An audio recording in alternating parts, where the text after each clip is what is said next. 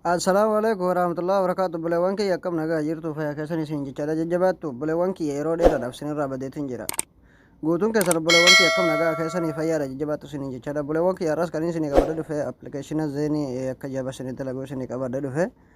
Buleewwan kiyya warroonni jalatti argamta warri tiktookii jala jirtanis warroonni aganaan dura yuutuuba kiyya sabskiraayib gootanii na jala jirtanis hundi keessanuu warri haaronni dhuftanis sabskiraayibii laayikii nuuf gochuun nutti makamuu hin dagatinaadha. Warroonni jala jirtanis sheerii laayik koomentii barreessuu hin dagatinaadha. Ayyaa buleewwan kiyya appilikeeshiniin har'a isin agarsiisu aappii ajaa'ibaa akka ajaa'ibaa kanatti dalagu.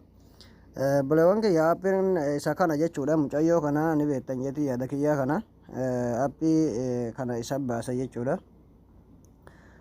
Buleewwan kiyya aappii kana ni seentan jechuudha. Akka gadi buufattaniin aappiin pileestoora keessa ni jira jechuudha.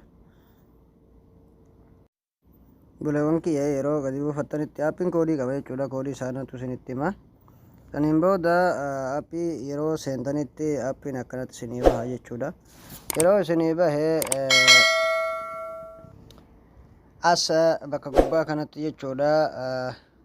Abdeet bakka jiru kanan abdeet ni gootan jechuudha. Abdeet yeroo gootan akkanas isinii baha jechuudha. Buleewwan kiyya warri zeeniidha. Zeeniin gubbamarra jira. Jawwillee ni dalaga janii sawallee ni dalaga janii mobaayilii riyaala 60 ni dalaga. Xaayyeeb buleewwan kiyya zeenii kanuma gubbaa kana dhiifattanii ka gubbaatis gubbamatti dhiifattan jechuudha. Mee aappii kana dalaguu fi dalaguu dhabuu isaa alaallu.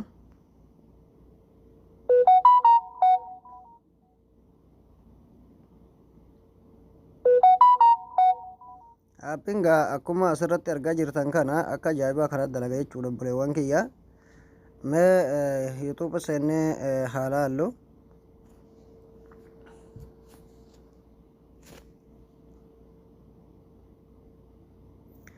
Aappiin akkuma asirratti argaa jirtan kana jechuudha buleewwan kiyya aappiin akka ajaa'ibaa kanatti dalaga.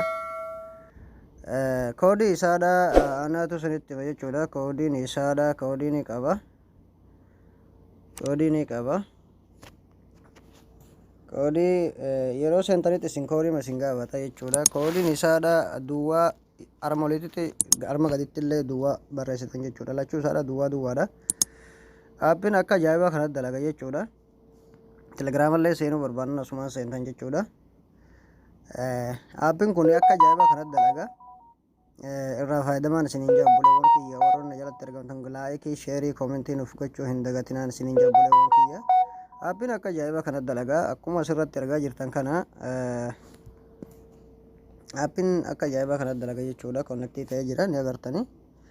Akka ajaa'ibaa kanatti dalaga jechuudha. Aappiin kun liivii tiktookallee chillaachisuu danda'a seenullee danda'a jechuudha. Aappiin kun buleewwan kiyya warroonni jalatti argamtan viidiyoo gabaabsee isiniif dhiisa jechuudha.